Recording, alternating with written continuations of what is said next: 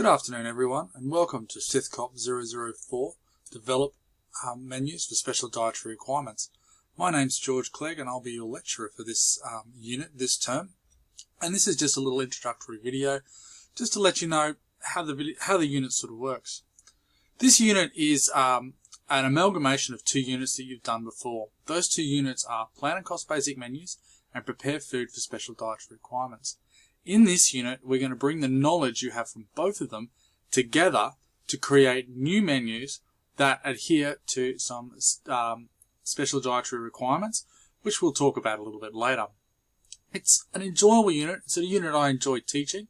I think what I like about it is it's a creative unit. You do get to, use a little bit of your cooking talent, what you've learnt during your Certificate 3 in Commercial Cookery, as well as when you've been out on placement, working in industry or in your current jobs.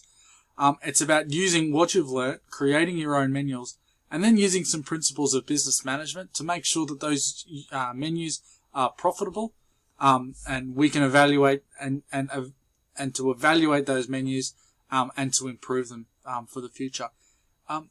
It's also quite useful because it's information that you can use here and now in your own working environment, and I found a lot of students have really enjoyed it. So without further ado, I think we should get started. If you start by just going into the introduction area, I've got another little video describing the setup of the course and its 3 modules, the assessment requirements, and then each week you can just work through week 1 to week 16 through the 3 modules, and each week there's going to be some discussions to partake in, some readings to do.